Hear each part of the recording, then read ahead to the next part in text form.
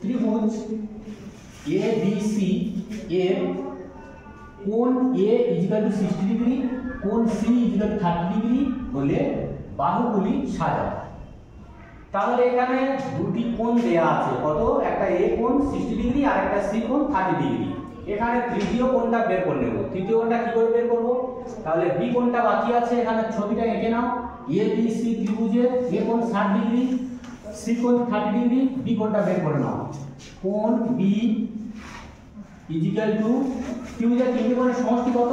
180 degree. 180 degree. 180 degree থেকে minus করো। কত মাইনাস করবে? 60 degree plus 30 degree = 180 degree minus 60 আর 30 যোগ করলে হয় 90 ডিগ্রি। তাহলে 180 থেকে 90 বাদ দিলে থাকে কত? 90 ডিগ্রি। বি কোণটা কত ডিগ্রি? 90 ডিগ্রি হলো। তিনটে কোণ বেরিয়ে গেছে। আমরা জানি যে কোনো ত্রিভুজের বাহুগুলি কিভাবে সাজাবো? যে কোণটা যত বড় হয় তার বিপরীত বাহু তত বড় হয়।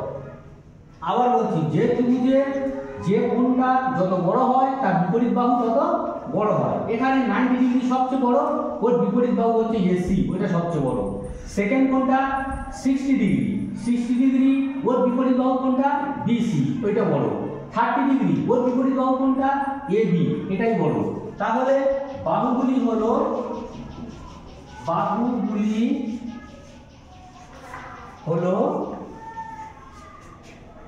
প্রথমে তাহলে কোনটা লিখব? AC। এটা হচ্ছে সমকোণী ত্রিভুজ হয়েছে, ও ত্রিভুজ AC, ওটা সবচেয়ে বড়, যেটা 90 ডিগ্রি বিপরীত বাহু, কমা ওর পরে কোনটা? 60 ডিগ্রি বিপরীত বাহু BC, কমা 30 ডিগ্রি বিপরীত বাহু কোনটা? AB। এই হলো ত্রিভুজের বাহুগুলি ক্রমানুসারে সাজানো।